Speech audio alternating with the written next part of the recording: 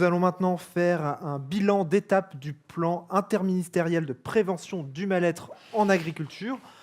Pour dresser ce premier bilan et évoquer les pistes d'amélioration, j'invite sur scène Luc Smessart, vice-président de la FNSEA et président de la commission sociale et fiscale de la FNSEA, Gilbert Guignan,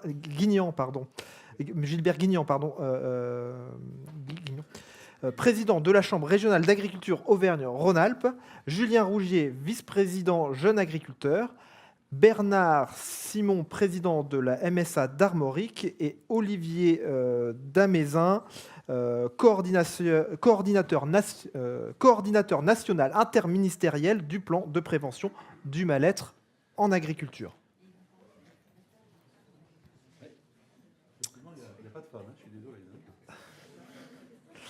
Alors, vas-y Olivier. Alors, on devait avoir une intervention initialement pour présenter ce plan interministériel de représentants du ministère, mais dans la période électorale, les a contraints à annuler à cause du devoir de réserve. Donc, pour rappel, la feuille de route initiée en 2021, elle dégageait 3 axes. Une nouvelle gouvernance avec des cellules départementales et des référents mal-être dans chaque caisse MSA, la formation, notamment avec le réseau Sentinelle, un financement pour prévenir et accompagner avec le renforcement du crédit d'impôt remplacement en cas de maladie ou d'accident du travail, et la refonte, on en a parlé ce matin, d'AREA, l'aide à la relance de l'exploitation dotée de 7 millions d'euros par an.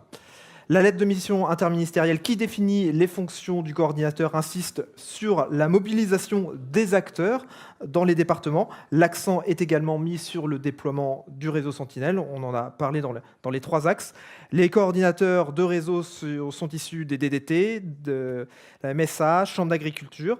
Alors cela pose notamment la question des moyens humains de cette mission qui généralement s'ajoute à d'autres missions pour ces salariés dans leur quotidien. Donc il y a du travail. Alors il y avait 7 chantiers. Le chantier numéro 1, c'était la prévention des actes suicidaires. Le chantier numéro 2, l'accès effectif aux droits. Le chantier numéro 3, l'absorption des chocs sur le revenu lors des crises. Le chantier numéro 4, la reconnaissance des maladies professionnelles. Chantier 5, l'activation de leviers de la santé et de la sécurité au travail. Chantier 6, la conciliation de la vie professionnelle et familiale, et chantier 7, l'accompagnement des transitions agricoles. Alors, je crois que certains ont démarré, d'autres pas. Donc, par rapport aux différents éléments que je viens d'énoncer, alors quels sont les points positifs, les points d'amélioration? Voilà, je vous laisse la parole. Luc Smessart, vous commencez? Ça va monter. Oui, il nous a paru important qu'on puisse faire un point, mais avec vous. Et donc, vous allez pouvoir prendre la parole tous. Donc, préparez vos questions. Je pense que vous avez tous, par rapport à ce qui vient d'être présenté, de cette feuille de route, on se souvient de l'époque, hein, un gros travail des députés, dont Olivier Damézin, qui était député à ce moment-là. Nos ministres qui ne se battaient pas pour sortir cette feuille de route. Olivier, je pense que tu peux confirmer. Il a fallu qu'ici, un 30 juin 2021, on fasse une conférence de presse avec l'ensemble des présidents pour justement pousser un peu à ce que cette feuille de route enfin sorte. Et elle est sortie en novembre 21. Depuis ce temps-là, il s'est passé des choses. Mais clairement, je pense que la vitesse, elle est... Voilà, on est entre la première et... Voilà, entre la première ou entre la première et la deuxième. En tout cas, c'est mon sentiment. Et je pense que c'est important. Il y a des choses qui se sont faites et naturellement de toutes nos organisations. Mais je pense qu'on a aujourd'hui besoin d'avoir un ministère qui accompagne davantage. Ce qui a été dit ce matin par Sébastien Windsor sur AREA, c'est juste, c'est pas possible. Donc il faut absolument qu'aujourd'hui on donne les moyens à nos associations. Donc c'est pour ça que préparez vos questions. Je pense que vous avez tous ici que vous soyez issus des associations régies, issus d'un département, des questions, des remontées et des remarques par rapport à ce plan. Olivier est là, on ne va pas en faire un martyr ni un bouc émissaire. Par contre, c'est le référent et c'est le délégué interministériel. Et donc, c'est important. Et il s'est nourri aussi de beaucoup de déplacements dans les départements. Mais que, nous, en tout cas, l'intérêt principal, de tous ceux qui sommes ici autour de la table, c'est que de faire avancer les choses et de les faire avancer, quel que soit ce qui va se passer dans 10 jours et dans 15 jours, parce que je pense que ce sujet-là, il doit amener l'unanimité à l'Assemblée et au Sénat pour qu'enfin on ait les moyens d'accompagner des gens qui vont un peu moins bien. Chacun a sa part de responsabilité. La société, je pense, et que cette histoire aujourd'hui d'accompagner les gens qui vont un peu moins bien est indispensable. Donc moi j'aurais une première question vis-à-vis d'Olivier, c'est on a mis en place des comités dans tous les départements. Alors on s'est déjà battu, on a mis plus d'1 an à ce que les préfets, tu as renvoyé des courriers, on se tutue, hein, donc on va rester à se tutoyer aussi là. J'ai un peu l'impression qu'on s'est tous enorgueillis, dit bah, c'est bien, on a fait une cartographie, notamment quand on a le comité national. Est-ce qu'on peut se suffire d'avoir mis simplement en place? Est-ce qu'aujourd'hui, on ne devrait pas réactiver un peu plus dans nos départements pour que vraiment, au-delà il y a quand même un référent élu, soit le responsable de la Chambre, soit délégué de la Chambre, c'est-à-dire que ça peut être un des responsables de la MSA ou autre, qui est normalement un élu politique pour réunir l'ensemble des forces vives de nos départements. Qu'en est-il, Olivier? Et y a-t-il pas quelque chose là qu'on rate? Parce qu'on sait que ça a été dit dans ce plan que c'est au niveau local, au niveau proximité, qu'on devait faire bouger les choses. Mais ces comités, si on les réunit que quand il y a des vraies crises, ben, je pense qu'on passe un peu à côté. Merci, Luc. Tout d'abord, merci pour l'invitation. Je ne devais plus être là, puis je suis là, et puis on m'avait dit tu parles que du bilan, mais je vais parler de ce que j'ai envie. Donc voilà. Donc, sinon, il ne fallait pas que je vienne. Donc déjà, je tiens à remercier Aude pour l'organisation et toute son équipe, parce que je pense qu'on peut même la féliciter, parce que c'est pas simple d'organiser ça en plus dans ces conditions-là. Donc bravo pour l'organisation.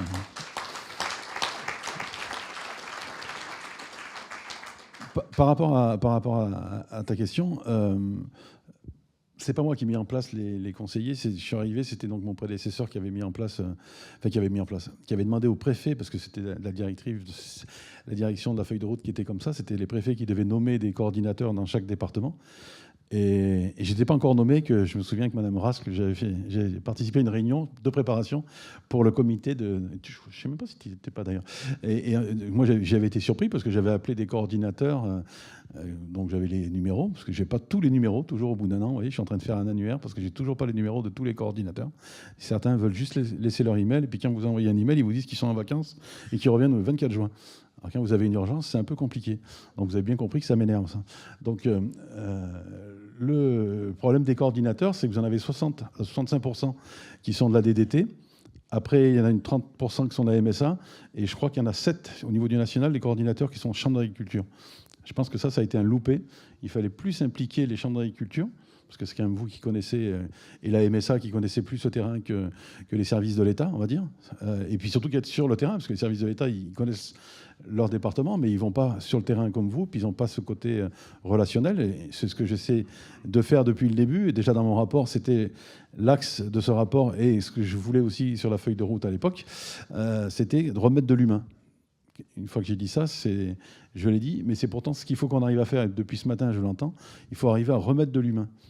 Encore plus avec ce qu'on est en train de vivre en ce moment et ce qu'on risque de vivre dans quelques temps. Donc il faut vraiment remettre de l'humain, parce qu'on va être en situation de tension, je pense, par rapport à l'agriculture. Je ne parle pas des élections, hein, je parle des événements du début d'année. Je ne me trompe pas dans les propos. Par rapport aux événements qu'on a connus en début d'année, qu'on a bien senti le ras-le-bol des agriculteurs, hein, qui est manifeste, il ne faut pas se voiler la face. Moi, à force de le dire, j'en ai un peu marre aussi de le dire et puis qu'on ne m'écoute pas. Ben là, ceux qui ne m'ont pas écouté, ben, ils l'ont vu, et certains l'ont entendu, il y en a qui ne l'ont pas compris. J'espère qu'il y en a qui vont finir par le comprendre. Mais donc, il faut vraiment être présent, parce qu'on sent vraiment du mal-être. Hein. Je suis un peu embêté parce que la semaine dernière, il y a une RIM, le vendredi 14 mai, parce que donc une RIM, c'est une réunion interministérielle. Donc, c'était suite à mes remontées de terrain. Et bon, je ne vous parle pas de la première journée du Salon de l'agriculture avec le président de la République. Il a été très choqué, très surpris. Et donc, du coup, il m'avait demandé des remontées d'informations. D'ailleurs, j'ai reconnu des visages et des personnes avec qui j'étais allé depuis le début de l'année chez vous, discuter, échanger. Et j'ai fait remonter toutes ces informations. Et suite à ça, donc, une RIM a été mise en place vendredi dernier. Malheureusement, il aurait fallu qu'elle soit un peu plus tôt parce qu'on aurait peut-être pu mettre des choses en place. Là, le contexte fait, depuis vendredi, il s'est passé des choses. Donc depuis le 14, c'est compliqué de mettre ça en place maintenant. Mais on va y arriver. Ce qu'on a décidé à la RIM, c'est un peu... ça répond à ta question, hein, c'est qu'il faut remettre à jour cette feuille de route sur certains sujets par rapport aux demandes des agriculteurs. Je dis bien par rapport au mouvement, hein, je ne parle pas des élections, je le redis encore une fois, parce que comme je ne devrais pas être là, je ne voudrais pas que mes propos soient déformés.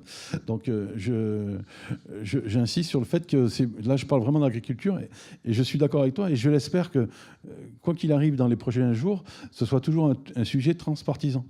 Moi, quand je vais avec un agriculteur, comme j'étais avec la MSA, MPS la semaine dernière, je vais chez un agriculteur, je sais pas s'il est à la conf, s'il est à la FNSEA ou s'il est à la coordination, et je dirais que je m'en fous, c'est pas mon problème. S'il vote jaune, noir ou bleu, je m'en fous aussi, c'est pas mon problème. Je vous parle comme je le ressens quand je vais chez cet agriculteur. Moi, je suis là pour aider les agriculteurs. Je ne suis pas là pour m'intéresser à ce qu'ils votent et dans quel syndicat ils sont. Et je pense que Réagir, c'est la même chose. Je pense que toutes les associations, c'est la même chose. Et du moins, je l'espère. Parce qu'en 2020, dans mon rapport, je disais bien qu'il y avait plein de structures qui existaient, mais elles travaillaient toutes en silo. Elles ne travaillaient pas en comité. Et c'était bien un problème. Donc, c'est pour ça que les comités ont été créés. Et dans l'ensemble, ça marche très bien. Après, il y a dans des endroits, je vois le président, hein, Armorique, il y en a d'autres, hein, je vois aussi la Normandie. Vous n'avez pas attendu le comité, vous n'avez pas attendu le rapport d'Amézin pour travailler. Et dans beaucoup d'endroits. Simplement, ce n'était pas tout le monde qui travaillait main dans la main. Et ce n'est pas tout le monde qui travaillait en comité. Il y en a beaucoup qui travaillaient chacun dans leur coin, quoi. Et c'est bien maintenant de réunir aussi le service de remplacement, de réunir les banquiers, de réunir tout le monde autour d'une table, parce qu'on arrive à faire avancer les choses. Par contre, pendant que j'y pense, parce que je suis trop long déjà, et je vais m'arrêter là-dessus. On ait le temps de... D'accord. On vous donnera la parole, mais c'est voilà. vraiment pour qu'il y ait un échange avec la salle et qu'il y ait d'autres questions. Je m'arrête là-dessus, mais je dois le dire, c'est tous les gens qui sont dans la salle, tous les gens qui travaillent sur ce sujet, il faut que ça reste confidentiel. Et quand je dis ça, c'est pour protéger l'agriculteur. J'en dis pas plus. Il faut que ça reste confidentiel. Ce qui se dit sur un agriculteur ne doit pas être rapporté à d'autres personnes en dehors du sujet et qu'après, ça pénalise l'agriculteur. Et ça, je l'ai vu depuis un an sur différents sujets, différents cas. Les agriculteurs, de s'être adressés à différentes structures, eh ben, ça les a pénalisés à la sortie. Donc ça, il faut y faire aussi attention. Gilbert Guignan, une remarque, une question à Olivier Damézin, ou sur l'ensemble du plan interministériel? Moi, j'en ai une question et très directe. Donnez-nous les clés. C'est nous les OPA, c'est nous les agriculteurs qui mèneront à bien cette mesure. Il ne faut pas confondre les cellules de coordination et les cellules Réagir. Mais sur les cellules de coordination, laissez-nous les clés, on fera le travail. Je peux juste répondre là-dessus. Moi, j'ai demandé des moyens supplémentaires lors de la fameuse RIM pour travailler plus encore en étroit et que la MSA ait encore plus de volants et les chambres d'agriculture. Moi, je ne vais pas parler que de Réagir, parce qu'il n'y a pas que Réagir en France au niveau associatif, donc je ne veux pas être restrictif, bien que Réagir est le plus gros réseau, hein, j'en ai conscience. Mais voilà, donc je ne peux pas en dire plus, hein, mais j'ai bien compris cette mesure aussi, il faut donner des moyens humains et financiers. Julien Rougier, pour les jeunes agriculteurs. Deux points pour les jeunes agriculteurs. Enfin, le premier, on pourrait le faire à deux voix avec Luc et il pourra rebondir. C'est sur la mesure qu'on a co-construite sur le passage de relais. On a bien vu, on a bien tous identifié depuis des mois et des années que cette période charnière de la retraite, de l'arrêt d'activité, était une des périodes les plus à risque en termes de mal-être et en termes de suicide. On a fait une proposition concrète pour répondre justement à cet enjeu-là, le passage de relais qui permet d'accompagner des agriculteurs qui sont en difficulté économique, sociale ou autre, qui permettent cette solution qui permet de les retirer finalement de ces situations parfois dramatiques, de les sortir par le haut et de permettre la continuité de l'activité agricole en installant un nouvel agriculteur. On a tenté de pousser ces derniers mois, ces dernières années, cette mesure. Donc, ma question va être très directe. Serez-vous avec nous, à nos côtés, pour porter cette mesure d'accompagnement sur ce public relativement ciblé et qui pour nous est extrêmement important. Oui, je le suis déjà parce que je me rends compte, bien sûr, que c'est les gens qui partent à la retraite ou les gens qui sont à la retraite sont vraiment ceux qui, malheureusement, ne passent le plus à l'acte, hein, dans les statistiques, avec les jeunes autour de 35 ans. Mais les deux moments les plus compliqués, c'est l'installation et la transmission. Donc effectivement, c'est vraiment deux acteurs qu'il faut travailler, deux sujets qu'il faut mettre en avant. C'est déjà dans les chantiers, mais il faut le développer. Et puis il faut surtout apporter des solutions et des propositions. Mais avec Luc, à chaque fois, il m'en parle, donc je connais le sujet. Et en plus, je suis d'accord avec lui, donc il n'y a pas de problème. Et il y a aussi la formation, il ne faut pas oublier. Au moment de la formation, de communiquer aussi sur ce sujet. Mais là, on a un spécialiste, le président, je ne le vois plus, mais de Saint-Étienne, il est là, je l'ai vu tout à l'heure. Un spécialiste par rapport à la formation qu'il faut vraiment... On avait fait une conférence là-dessus. Simplement, sur cette aide-là qu'on demande, hein, c'est sûr que ça coûte 10 millions d'euros, mais c'est un super investissement. C'est un investissement humain. C'est-à-dire sauver les gens par le haut, des gens qui sont à moins de 5 ans de la retraite, épuisés, fatigués, les mettre en perspective et de transmettre à un jeune. C'est la seule contrainte qu'on lui demande à ces gens-là, mais c'est de leur dire donner du sens à leur métier. Il faut juste avoir du courage aujourd'hui, politique. Et qu'aujourd'hui, personne, parce qu'on nous dit qu'il ne faut plus utiliser le mot pré-retraite. Non, c'est être capable d'accompagner vers le haut des gens. Et je pense que c'est un sujet tabou. C'est-à-dire que alors, on ne l'a pas appelé pré-retraite, on l'appelait passage de retraite. Bon, on l'appelle comme on l'appelle. C'est-à-dire qu'aujourd'hui, c'est clairement, à moins de 5 ans de la retraite, d'accompagner les gens vers la retraite pour que. Voilà. Mais il faut que ça aboutisse. C'est-à-dire que, Olivier, sur ce dossier-là, il faut absolument que, en tant que délégué interministériel, ce soit sur la table du projet de loi de finances, quel que soit le gouvernement qu'on aura dans quelques semaines. Parce que sinon, aujourd'hui, on se retrouve tous dans nos associations où on a... Parce que l'idée, c'était d'avoir dans chaque département 10 dossiers à déposer par an. Donc c'est ça qui nous mène à 1000. Et ce n'est pas un plan de restructuration de l'agriculture française. Parce que tout de suite, on veut nous mettre tout de suite dans des cases. Et c'est surtout pas ça. Parce que de temps en temps, il faut aussi être courageux de traiter ces dossiers compliqués. Parce que c'est en traitant ces dossiers compliqués qu'on donne aussi des perspectives et qu'on remet en perspective certaines personnes. Oui, non, mais on en a parlé suffisamment tous les deux. On est sur la même longueur d'onde. Moi, j'aime bien le passage de relais. Je trouve que c'est plus joli que pré-retraite. Mais bon, ça, c'est qu'une vision d'Olivier Damézin. Mais voilà, en plus, c'est année olympique. Bernard Simon pour la MSA. Oui, la MSA, bon, vous avez vu la démonstration ce matin. C'est-à-dire que la MSA s'est saisie dès l'arrivée du plan Mal-être, et voire avant, vous l'avez dit, on vous l'a présenté dans nos caisses. Vous avez fait le tour d'un certain nombre de caisses de MSA et vous avez pu voir le travail qui a réalisé. Donc, effectivement, on a des référents Mal-être dans chacune des caisses où on fait travailler en interne déjà dans les cellules pluridisciplinaires l'ensemble des compétences qu'on peut mettre à la disposition des fragilités en agriculture. Donc ça, on a su le faire. Nous, ce qu'on peut regretter, c'est effectivement ce qui a été évoqué, c'est de la mise en place à l'échelle de chaque département des comités, que ce soit le comité technique ou le comité plénier, parce qu'effectivement, c'est un lieu qui peut être intéressant pour faire la synthèse de ce qui se fait ou qui ne se fait pas bien dans les départements. Et là, on trouve que ça traîne un petit peu. Est-ce que l'administration s'est véritablement saisie justement du plan Mal-être, contrairement à nos organisations qui ont joué le jeu, me semble-t-il, à l'échelle nationale? Et comment on fait pour aller chercher donc l'ensemble des compétences des différents ministères? Donc c'est vrai à l'échelle des préfets pour la mise en place des comités. Effectivement, si dans certains départements, c'est peut-être les DDTM qui gèrent les comités, est-ce que c'est pas par défaut? Est-ce que c'est parce que justement l'effort n'a pas été fait pour aller chercher les compétences locales au sein des MSA ou au sein des réseaux chambres? Peu importe. Ça, c'est le premier aspect. Et puis le deuxième aspect, on se rend compte aussi que les ministères n'ont pas pris non plus la mesure de la déclinaison du plan Mal-être, notamment sur l'aspect santé. On a évoqué beaucoup la problématique de la santé mentale ce matin. Il y a un plan national santé mentale de 2018. Je n'ai pas l'impression qu'on ait fait le lien. Et donc nous, on ne peut que regretter, parce que si effectivement la notion de santé mentale avait été prise dès le départ et portée dans le cadre du plan Mal-être, on aurait pu mettre en place, développer de façon plus pertinente et encore plus développer le réseau Sentinelle d'une part, et on aurait fait peut-être un travail plus cohérent avec les ARS. Et on sent qu'il y a différents sujets qui ne semblent pas être portés au-delà de la sphère agricole. Je pense qu'on peut peut-être que le ministère de l'Agriculture a tenté le coup, mais les autres ministères sont peut-être aux abonnés absents aujourd'hui, et même le ministère du Travail, parce que c'est vrai que dans les départements, il y a des travaux qu'on aurait pu faire aussi sur l'accompagnement des fragilités, aussi sur les salariés. Ça a été cité plusieurs fois ce matin. L'agriculture sont les exploitants, mais c'est l'environnement socio-économique des exploitations avec les salariés d'exploitation. Et puis, on a l'impression qu'on a... là, il faut aller les chercher, quoi, hein. Donc, la MSA est au rendez-vous, mais qu'en est-il des ministères ? Eh ben, ça faisait partie des interrogations que j'avais mis dans mon courrier, hein. Je ne peux pas tout révéler parce qu'en plus, je suis en mode réserve, mais la réserve, elle est bientôt vide, donc...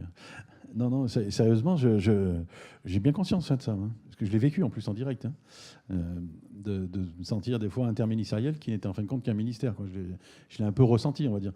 Mais malgré tout, ils étaient là. Dès que j'ai eu besoin d'eux et autres, ils étaient là. Mais il manque une dynamique, il manque quelque chose. Et c'est pour ça que moi, je voulais qu'on rebooste et qu'on remette la feuille de route sur la table. C'est ce qu'on a fait vendredi dernier, mais malheureusement, il y avait une dizaine de personnes. Et je pense que dans 15 jours, je suis tout seul autour de la table, quoi. Donc c'est pour ça que je dis qu'il faut que ce soit transpartisan, parce qu'avec les personnes... Moi, ce qui a été positif à la dernière réunion, c'est qu'on a mis un plan. Il faut que je fasse un plan, et que l'on fasse un plan, parce que moi je m'adresse à vous, là, pour les 5 ans à venir. C'est ce qu'on a décidé sur cette rime, c'est qu'il fallait faire une projection avec des propositions pour 5 ans. Donc allons-y. Allons-y. Justement, dans cet esprit-là, et là je rejoins mon collègue Chambre, à un moment donné, il faut aussi que l'administration nationale et locale fasse confiance au réseau. On a vu la richesse du réseau dans la démonstration ce matin et dans les témoignages, que ce soit la MSA, le réseau Chambre et les initiatives locales. Et je pense que le pont ne se fait pas. Donc il faut aussi qu'on puisse collectivement interpeller les préfets et leur dire faites confiance. Hein, je pense que c'est ce que tu as dit, hein, donnez-nous les clés. Je pense qu'on a la capacité à faire, il faut le reconnaître. Et c'était, nous, on l'a lu comme tel dans le plan mal-être, mais on ne voit pas cette dynamique-là, quoi. C'est ça. Et, bon, après, c'est pas vieux, hein, faut non plus... il faut aller vite, mais parce que moi, quand je présente mon rapport en 2020, la question c'est est-ce qu'on fait une loi ? Je dis attends, si on fait une loi, la loi avant elle passe dans l'hémicycle, qu'elle soit votée, qu'il y ait le décret, je ne sais pas combien de suicides on en aura eu, mais on en aura eu un paquet, hein. Donc le but du jeu, c'est d'aller vite et très très vite. Donc la feuille de route est sortie, alors, bien sûr. Luc a raison de dire que c'est toujours long, hein, et je me rappelle bien d'ailleurs cette réunion qu'on avait fait ici, hein, sur ce sujet. J'y participais en tant que parlementaire parce que justement, je présentais mon rapport. On avait défendu la coche, d'ailleurs, à ce sujet. C'est la seule fois où j'ai eu un coup de téléphone de Bruno Le Maire, c'est ce soir-là. Donc, le fait est, c'est qu'il faut remettre à jour des propositions. Mais après, il y a beaucoup de choses qui ont été faites, déjà, hein. On ne s'en rend pas compte parce qu'on le vit, mais le nombre de situations dans la salle que vous avez réussi à sauver, je dirais, et à aider les agriculteurs, c'est inimaginable. C'est inimaginable. Alors là, par contre, depuis le début d'année, c'est plus compliqué. Depuis le début d'année, c'est plus compliqué. On a des agriculteurs qui sont passés à l'acte. Parce que là, on n'en a pas trop parlé depuis ce matin, je n'ai pas trop entendu, c'est l'isolement et la solitude. Là, ce n'est pas un problème économique. Et puis, c'est le plus difficile à détecter parce que c'est dans aucun radar. À la banque, il a de l'argent, à la MSA, il est à jour, à la coopérative, il est à jour et autres. Et lui, par contre, il est dans l'isolement et la solitude. Et là, il y a des agriculteurs qui se sont retrouvés avec des collègues à manifester, à un côté festif, manger les brochettes et autres le soir. Et après, quand ils se sont retrouvés chez eux tout seuls, il y en a qui sont passés à l'acte. Donc il faut faire attention, ça c'est un travail qui est c'est pour moi le plus difficile, parce qu'à la limite, quand il y a quelqu'un qui a un problème financier, on peut trouver une solution. Ou alors on trouve la solution qu'il faut arrêter. Parce que des fois, c'est aussi ce qu'il faut oser dire. Là, il y en a qui me comprendront quand je dis ça dans la salle, mais on a certaines situations, il y a un entêtement et il va vraiment en casse-pipe, hein, dans le sens, il creuse son trou de plus en plus dans son exploitation. Et ça, c'est compliqué à le faire comprendre. Mais nous, on est là, on leur a dit, au bout d'un moment, après, les gens, ils sont adultes, hein, ils prennent leurs responsabilités. Mais là, le fait est, c'est qu'on a ce problème qui est, pour moi, l'un des plus difficiles, c'est la détection des gens qui n'ont pas de problème financier. Et parce qu'après, mais c'est bien sûr, le professeur Lenoir l'expliquerait mieux que moi, mais parce que moi je suis pas un spécialiste de ce côté-là, mais s'ils sont dans l'isolement et la solitude, donc ils sont dans le mal-être psychologique aussi, j'imagine. Mais moi j'ai un voisin, mon voisin le plus proche, nos 2 terres se touchent, des fermes. Il a perdu son père il y a quelques années, il a perdu sa maman, il est tout seul. Et moi, de temps en temps, je vais le voir et tout, mais ma trouille, c'est de le trouver. Il n'a pas de problème financier. J'aimerais bien avoir son compte à la place du mien. Là, il aurait peut-être plus de problèmes à se poser. Donc, c'est vraiment ça qu'il faut arriver à faire. Et comme je vous dis, ça, c'est l'un des problèmes qu'on est. C'est difficile, quoi. Là, c'est difficile. Et à chaque fois qu'on en parle avec différentes personnes, c'est des fois un peu trop tard, même. Alors, on va prendre un temps d'échange avec la salle. Alors, est-ce qu'il y a des réactions, des personnes qui voudraient prendre la parole? Il y a monsieur devant, juste là, au 2e rang. Je vais vous demander, pour qu'on vous identifie bien, de vous lever et de vous présenter. Merci.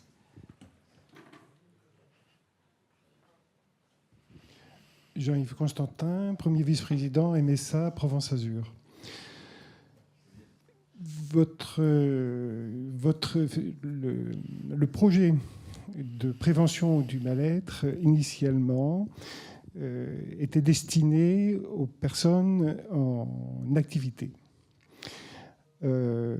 Si je veux pointer ça, c'est parce qu'il y a un certain nombre de zones d'ombre sur lesquelles j'ai déjà alerté dans un certain nombre d'enceintes, à commencer par nos différentes cellules de notre caisse que nous coordonnons, parce que si on regarde les chiffres de l'état ultime du mal-être, c'est-à-dire celui du suicide, on va situer ça avant 60 ans et après 60 ans. Avant 60 ans, les salariés agricoles salariés de l'agriculture, sont en assez grand nombre et diminuent ensuite. Alors que c'est l'effet totalement inverse, où le chiffre explose pour les non-salariés dès que l'âge de 60 ans est passé. Premièrement. Deuxièmement, ça veut dire que dans ce public-là, si je prends les non-salariés, ça veut dire que si on se tenait seulement pour les personnes en activité, ça veut dire que dès que l'âge de la retraite est passé, on ne se préoccuperait plus de ces personnes et sortirait des processus. Alors qu'on voit bien que c'est le sens même de l'investissement d'une vie qui est questionné au moment de la transmission, ou de la difficulté de la transmission, enfin on va mettre toutes les nuances qu'il faut, que le mal-être va exploser dans sa difficulté d'être subi, abordé. Et de la même façon, pour les salariés, et ça, derrière ça, ça veut dire que politiquement, et c'est là que le contexte de votre rapport et des orientations qui doivent être mises là, interroge le projet social et économique de notre pays. Nous sommes, ça a été rappelé là ce matin, dans un secteur qui a été qualifié de capitalistique. Moi, je dis d'industrie lourde. C'est-à-dire qu'1 euro d'investi pour rentrer sur lui-même, pour être rentabilisé, il lui faut 10, 15, 20 ans. On n'est pas dans du commerce où c'est dans l'espace de quelques semaines que le retour sur capital se fait. Donc on est sur d'investissement à long terme. Et or, si on constate ce qui se passe dans notre pays, l'industrie lourde, on l'a exportée. Alors quelle est la place de cette industrie lourde, de ces secteurs capitalistiques, au sein même de notre économie, ici en France? Quelle est sa place? C'est le projet politique qui est interrogé là. Et moi, je n'ai pas lu dans son entièreté la loi d'orientation agricole, mais je n'ai pas vu de projet qui intègre cette question-là, sachant qu'elle se complique, ça a été dit ce matin, par les changements climatiques qui font 5 années, 5 aléas climatiques, 5 lacs, voilà, donc avec toute cette épaisseur de complexité qui s'augmente. Donc ça, c'est tout un aspect d'interrogation et de savoir comment, parce qu'on peut vivre sur des expédients, de faire face, et on fait face de belle façon, je crois, avec tous les projets Sentinelle, Réagir et d'autres encore, pour accompagner les personnes à un moment donné. Mais sur le fond, le terrain, on s'enlise. Donc on va continuer d'avoir des gens qu'il faut aller sortir de l'enlisement. Ça, donc j'ai abordé ça sur l'aspect. Le deuxième aspect, c'est sur les salariés. Les Je vous demanderai de conclure assez rapidement. Les salariés de l'agriculture, si on prend le maraîchage d'Arbaud, vous êtes dans notre zone jusqu'à 85-90% de CDD. Ça veut dire qu'on intègre dans le modèle social une partie de la population dans laquelle on dit en clair dans le message, dans les actes, « Désolé, mais pour un temps, on n'a pas besoin de vous. Donc s'il vous plaît, mettez-vous sur le côté. » Socialement, c'est ça qu'on inscrit. On le dit concrètement. Et c'est 85-90% chez moi, dans ma caisse. Hein, voilà. Et donc c'est quand même... Et c'est sur une vingtaine de mille de salariés. Donc c'est pas rien. Donc, et ça, c'est une épaisseur de mal-être qui est complètement en zone, vous savez, derrière les camions, on met les zones là où le chauffeur ne voit pas, hein, les zones noires. Alors nous, ce n'est pas derrière, c'est devant. Ces gens sont dans des zones qu'on ne voit pas. Ils font partie du paysage là. Et donc cette dimension-là aussi, comment est-ce qu'elle est prise dans un projet? Parce que le mal-être, il s'inscrit, il naît, sa naissance est là. Et en plus, sur des gens qu'on va rendre invisibles, puisqu'ils ne vont pas être concernés, puisqu'ils ne sont pas en activité au moment où ils tombent dans l'inactivité. Merci. Je ne sais pas si vous souhaitez réagir ou pas. Sinon, on va prendre une autre... Je vais juste réagir par rapport à un fait que...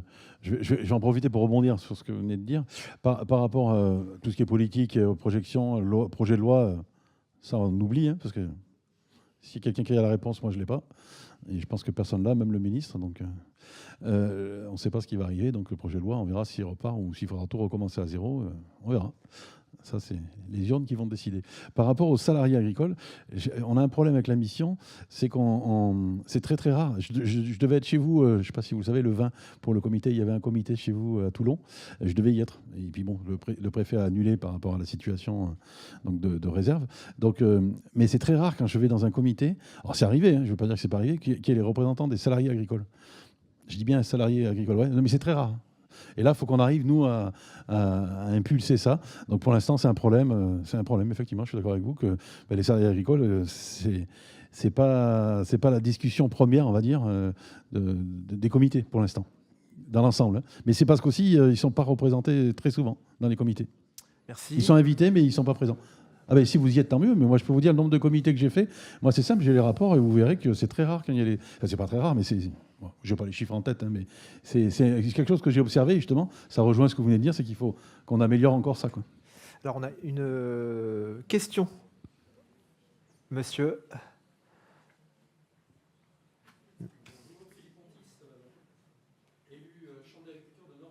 Alors, attendez, on va vous brancher le micro. Je crois qu'il est éteint.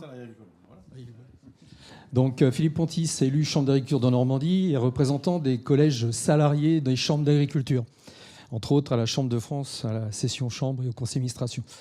Alors, pour revenir sur la présence des salariés, nous, on a des cartes un petit peu différentes de la position de M. Damézan. Bon, déjà, je suis très content que vous parliez un peu des salariés, parce que c'est très rare que vous évoquiez les salariés dans vos propos quand on parle du mal-être en agriculture. Donc ça, c'est déjà une bonne nouvelle. Pour ce qui est du partage ou des clés des missions qu'il peut y avoir au niveau des départements, c'est vrai qu'il faut que ça soit tenu par des gens qui s'y investissent. Et moi, je serais plutôt intéressé que ça soit coporté, puisqu'on n'est pas dans les cellules réagir quand on est au niveau des commissions départementales, comme disait M. Guignard tout à l'heure, je suis tout à fait d'accord avec lui, coporté par des représentants des professionnels agriculteurs et des professionnels que sont les salariés de l'agriculture de façon globale. Je pense que là, si on a un coportage, on va intéresser tout le monde, et je pense que ce problème de mal-être, il est vraiment apporté de façon globale par l'ensemble des ressortissants et des acteurs de l'agriculture. Une réaction? Non? Oui, on me l'a fait à chaque fois, c'est là que je parle pas beaucoup des salariés agricoles. J'ai mon fils qui a été pendant 10 ans salarié agricole, donc... je connais le milieu, j'ai été salarié agricole aussi. Donc, on peut me la faire à chaque fois si ça vous amuse. Hein, mais moi, quand j'apprends qu'il y a un décès dans l'agriculture, qu'il soit chef d'exploitation ou salarié agricole, pour moi, c'est un décès, ce que je disais tout à l'heure. Hein. L'important, c'est ça l'important. C'est l'humain. Hein. Ou si vous faites une différence, moi, j'en fais pas. Monsieur, au fond de la salle, si vous pouvez vous lever, s'il vous plaît, vous présenter. Merci. Pascal Gramery, donc membre du conseil d'administration de la Caisse centrale. Simplement préciser, sans passer des fleurs à Olivier Damazin, le fait qu'il essaye d'être convaincant vis-à-vis de l'interministériel des RIM. Mais je veux dire, le temps qu'on mettra des mois, voire des années à prendre des décisions entre le ministère du Travail, voire Bercy, voire l'agriculture, eh bien, les choses n'avanceront pas rapidement. Quand on demande effectivement quelques dizaines de millions pour faire le passage de témoins, pour ne pas parler de pré-retraite, c'est tout un arsenal juridique et tout qu'on est incapable de faire avancer à une vitesse qui permettrait à l'ensemble des cellules ici présentes, ou en tout cas les représentants, de réagir rapidement. Et c'est justement, on est dans l'incapacité des fois de réagir rapidement parce que les ministères ou les pouvoirs publics, d'une manière générale, bloquent le système. En tout cas, chacun se renvoie la balle et personne ne veut prendre une décision rapide. Voilà, je ne vais pas commenter. Est-ce qu'il y a d'autres réactions dans la salle? Vous voulez réagir ici? Oui, juste, on ne sait pas ce qui se passera le 10 juillet, mais on peut espérer des choses qui vont se passer avant le 8. La DGPE nous a fait une proposition de simplification sur l'AREA. Est-ce qu'on peut espérer que ça soit écrit et signé avant le 7 pour que ça soit mis en place à partir du 14 juillet? Parce que, comme l'a dit Pascal, ça devient quand même désolant, je vous le dis comme je le pense, d'avancer à cette petite vitesse alors que on a des motivés dans chaque département. Et puis la simplification des choses, elle nous arrangerait aussi beaucoup. Nous, on y travaille tous dans nos établissements, comme tu l'as dit, Henri. Et là, on a l'impression, aujourd'hui et depuis les manifs du mois de février, qu'on a un corps administratif qui veut pas avancer. Alors, je sais bien que ce n'est pas vous qui allez pouvoir passer derrière et les pousser, mais moi, je voudrais que ça soit entendu un petit peu par tout le monde et qu'on pousse tous ensemble pour cette simplification administrative. Parce que quand il faut cocher 15 cases pour avoir l'argent, on n'arrive toujours qu'à 14 et c'est le dossier qui est refusé. Donc, si vous n'avez pas le pouvoir, essayez de pousser quand même pour que cette simplification administrative, notamment pour des gens qui sont en difficulté, ça ne soit pas un frein. Alors, je vais compléter ce que vient de dire Gilbert. Et puis, je pense que ça peut servir aussi justement dans cette nouvelle feuille de route. Et n'importe comment on va repartir d'une feuille blanche sur cette partie-là, à mon avis. On ne partira pas d'une feuille blanche parce qu'il y a déjà eu tout le travail qui a été fait, je suis d'accord. Mais en tout cas, pour que ça soit plus efficace sur AREA, aujourd'hui, clairement, on n'ose même plus déposer de dossier. Donc, ça a été dit tout à l'heure, quand on en dépose un par département, il y en a certains qui sont peut-être meilleurs et qui en font quelques-uns.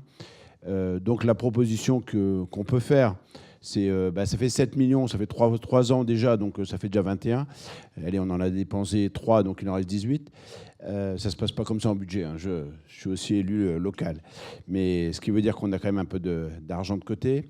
Et donc, la proposition, c'est que si sur 7, on est capable d'en utiliser un, on en laisse un, et ça reste 6 millions à budgéter, et qu'on met soit à disposition des préfets, parce que les comités départementaux, les préfets savent gérer. Ils ont une enveloppe aujourd'hui, et je pense que c'est peut-être comme ça qu'il faut faire pour que toutes les structures qui accompagnent le mal-être puissent avoir... il faut refaire la compta, ça a 3 ans de compta à faire pour aller ne serait-ce qu'aller rechercher la TVA, parce que souvent ces gens-là sont créditeurs et ça paye déjà un bon trou de la MSA ou d'autres. Si c'est 5 000 euros par dossier, on donne 5 000 euros par dossier. Ça aidera quand même toutes nos associations qui ont beaucoup de mal à boucler les fins de mois. Et puis avec 5-6 millions d'euros, on en fait des accompagnements de dossiers. Vous divisez et ça va quand même très très vite. Donc ça, c'est des choses très simples qu'on peut faire. Olivier, d'autres propositions, c'est les fameux comités. Donc, on a bien conscience. Donc, aujourd'hui, dans chaque département, il y a un comité technique et un comité politique. Donc, bien sûr, ça a été dit par Gilbert, ça a été dit par Julien. Donnez-nous la main. Et donc, je pense que ça doit être piloté par des élus. Ça ne peut pas être piloté par les DDT. Ce n'est pas possible. En tout cas, pas à mon point de vue. Donc, on reprend de la main sur ces dossiers-là et on fait un comité. Pour moi, il faut en faire au moins 2 par an, quoi. C'est-à-dire tant que les courbes seront au niveau où on n'est pas bon, quoi. Donc, on fait réunir, on met tout le monde autour de la table, on prend les solutions et on trouve les moyens. Et ça me permettra de répondre à monsieur et à monsieur les salariés. Oui, les salariés, c'est aussi un problème. Et pourquoi on le traite? C'est la 3e journée et à chaque fois on a voulu les traiter parce que on est dans le même, voilà, on est dans le même bateau.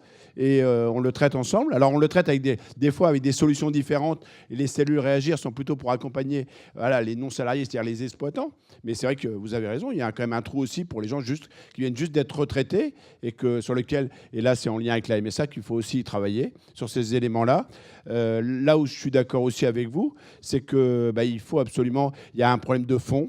Il y a un problème structurel. Tant qu'on n'aura pas résolu le problème, et c'est ce que le combat qu'on a mené, je regarde Pierrick, mais on peut regarder toutes les organisations qui sont là, ce qu'on a mené avec détermination, mais on a dit qu'on ne lâchera pas jusqu'au bout, c'est bien que pour justement redonner du sens, Arnaud parlait de dignité, mais redonner aussi du revenu, parce que ce problématique de revenu, et ça a été très bien dit ce matin par le professeur, docteur, excusez-moi, agriculteur, moi je trouve ça génial, un docteur agriculteur, il va certainement nous soigner plus vite et mieux. Mais en tout cas, d'amener des solutions pour justement, face à cette volatilité, face à tous ces éléments-là, pour que justement... alors parce qu'il y a certaines solutions qu'on a portées, mais il faut rapidement trouver, c'est tous les éléments d'Egalim et autres, parce que c'est vraiment le fond du sujet quand même. Retrouver du sens, retrouver de la dignité, c'est cet harcèlement sur les normes et autres, parce que je pense que ces éléments-là, peut-être qu'avec quelques points concrets dans cette feuille de route, si on reflèche AREA, le budget qui était sur l'accompagnement mallette, si on est sur des comités départementaux qui sont à fond dans le boulot, c'est le travail qui est porté, les 5000 sentinelles qui sont là, plus ce que j'entends de la coopération, plus du Crédit Agricole et de Groupama, avec tous nos élus et tous nos délégués qu'on peut avoir dans toutes nos organisations, je pense qu'on est capable de faire une sacrée feuille de route, de l'accélérer. Je terminerai sur moi, en tout cas, sur l'introduction que j'ai faite tout à l'heure, c'est-à-dire qu'on passe la vitesse, parce que je pense qu'en tout cas, ces journées sont faites pour se dire on n'acceptera jamais, comme on l'a dit en début d'année, on ne peut pas accepter cette situation, parce que ce n'est pas ça qui donnera envie, et je terminerai là-dessus, à Pierrick, à tous nos jeunes de faire ce beau métier, parce que sinon, là, il faut absolument qu'on fasse baisser cette courbe le plus rapidement possible. C'est pour ça que je te mets la pression, Olivier, mais parce qu'on n'a pas de temps à perdre. Alors, Olivier Damaisin, le mot de la fin en 2-3 minutes, s'il vous plaît. J'ai l'heure. Vous avez le chronomètre là, juste là, dans 3 Donc pour rebondir à ce qui vient d'être dit, par rapport à AREA, il y a eu 2 réunions au sein du ministère de l'Agriculture. Je n'ai pas participé, mais des membres de l'équipe ont participé. Et donc, c'était en train d'être mis en route. Et puis, vous aussi, vous y travaillez, je sais, les uns et les autres autour de la table. Donc, c'est dans les tuyaux, on va dire. J'espère que ça sera reconduit. Et je sais pas, on peut rêver. Hein. Peut-être que rien va changer le 7 juillet, je sais pas. Peut-être que ce sera le Père Noël qui va passer, je sais pas. On verra. Donc, moi, je peux pas me projeter là-dessus, je sais pas, par rapport à ça. Mais l'AREA, je pense que... j'en suis sûr, le ministre avait bien compris que pourquoi faire simple quand on a pu faire compliqué, quoi. En un mot, c'était trop compliqué l'histoire. Hein. Je te rappelle, quand j'étais venu chez toi, on en avait parlé, et c'était une réalité. Donc, ça, AREA, ça a été pris en compte. Ce qui va se passer, j'en sais rien, donc je ne vais pas en dire plus. Par rapport au comité, il ne faut pas non plus être trop négatif par rapport au comité, parce que le comité fait quand même, dans l'ensemble, sur tout le territoire, les comités font du très bon boulot. Alors, ils se réunissent généralement 2 fois par an. Hein. Après, ça dépend des départements, ça dépend comment c'est fait. Donc, moi, ce que je voulais proposer au mois de février, et bon, il y a eu les événements, donc j'ai laissé tomber pour l'instant, et je compte le faire, quoi qu'il arrive, je compte le faire, c'est de travailler en binôme. Hein. Donc, qui est plus un coordinateur, mais qui en est 2 par département. Alors, qui est je sais pas, MSA et Chambre, qui est MSA et DDT, qui est Chambre et DDT, peu importe, mais qui est un binôme. Ça, ce sera au préfet à voir et au comité, je pense, à travailler ensemble.